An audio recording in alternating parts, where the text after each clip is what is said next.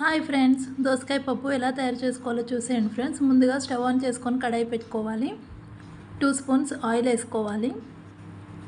Oil heat అయిన తర్వాతకి ఆనియన్స్ని వేసుకోవాలి. ఆనియన్స్ వేసుకొని మంచిగా ఫ్రై చేసుకోవాలి ఫ్రెండ్స్. చూడండి, ఇక్కడ మనకు ఆనియన్స్ అనేది ఫ్రై అయిపోయాయి.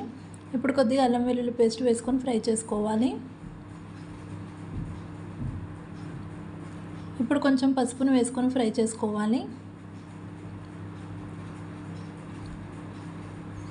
ఇప్పుడు దోసకాయ ముక్కల్ని వేసుకోవాలి ఫ్రెండ్స్. దోసకాయ ముక్కల్ని వేసుకొని ఫ్రై చేసుకోవాలి. ఇప్పుడు పప్పును వేసుకోవాలి. చూడండి ఫ్రెండ్స్, ఇలా పప్పును వేసుకొని కలిపేసుకోవాలి. పప్పుని కొంచెం ఆయిల్లో ఫ్రై చేసుకోవాలి ఫ్రెండ్స్.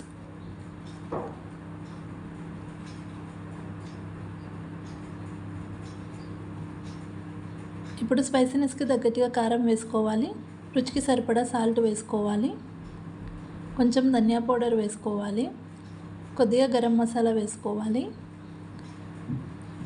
వేసుకొని ఒకసారి మొత్తం కలిపేసుకోవాలి ఫ్రెండ్స్.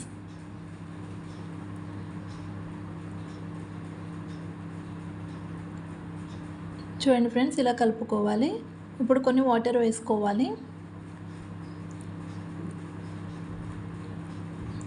వాటర్ వేసుకొని ఇప్పుడు పప్పుని ఉడికించుకోవాలి ఫ్రెండ్స్. చూడండి ఫ్రెండ్స్, మనకు పప్పు అనేది ఇక్కడ ఉడికిపోయింది. అంతేనండి, ఇప్పుడు స్టవ్ ఆఫ్ చేసేసుకుందాం. సర్వింగ్ ప్లేట్లోకి తీసేసుకుందాం. అంతేనండి, ఎంతో టేస్టీ ఉండే దోసకాయ పప్పు రెడీ. నచ్చితే like, share and subscribe to my channel friends. Bye bye.